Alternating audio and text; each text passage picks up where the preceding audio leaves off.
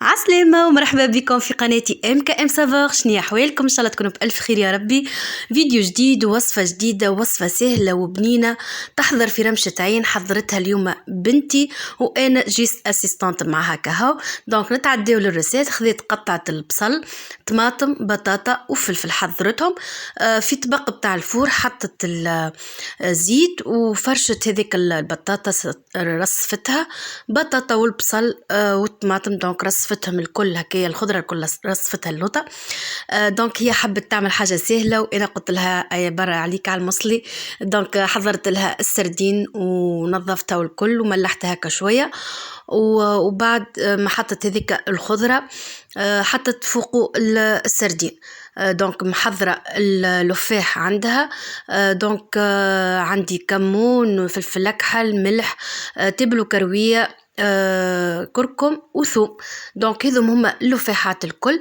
انا حضرتهم لو هي حطتهم. دونك هكا نرشوهم بالكدا، نحاولوا نوزعوهم على كامل الطبق. وبعد عندها زيادة مغرفة طماطم معجونة، زدتها شوية ماء. دونك هكيا تحركها بالكدا حتى تتحل هذيك الطماطم. مغرفة شوية معناتها مش برشا، ماهيش كمية كبيرة راني حطيت. دونك حسب لي بيرسون اللي عندك معناتها مش برشا، ما تكثروش طماطم. واللي يحب زعر المصلي نجم يحط كان كركم بلاش طماطم معجونة. دونك زيدت صحفة هذه ماء بالطبيعة باش يلقى كيفاش يطيب معناتها المصلي بتاعنا. وانتر طون راهو الفور سخون. الفور خليته يسخن على اعلى درجه. وزعت توا اللفاحات الكل بنفس الطريقه هكايا. وزادت مره اخرى صحفة ماء أخرى. دونك عينكم ميزانكم قديش تحطوا الماء. المهم راهو السردين في ساعتي بتنجموا تستعملوا عوض السردين، تستعملوا تعوضوه بسمك آخر. راهو نفس الطريقة، كيف نفس المراحل.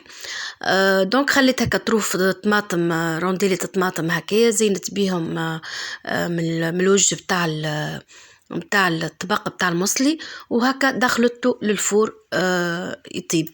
دونك في نص الطياب هكا انا زدته شوية ماء.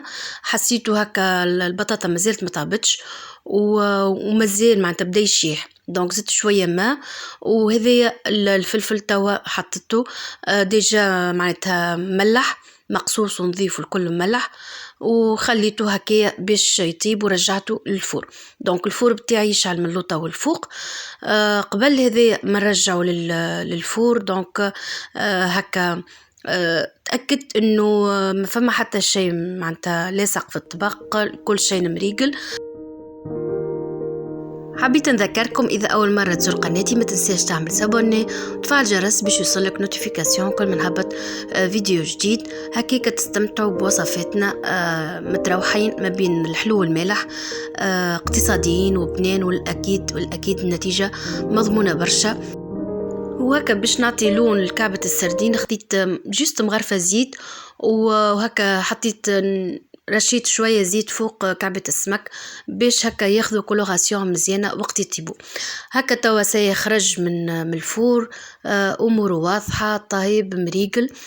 دونك باش نزينوها ما علينا كان نحطوا الرشو كملت رشة شوية بصل وشوية معدنوس مخصوصين، ونحطوا في صحن التقديم وتاكلوا بالصحة والراحة.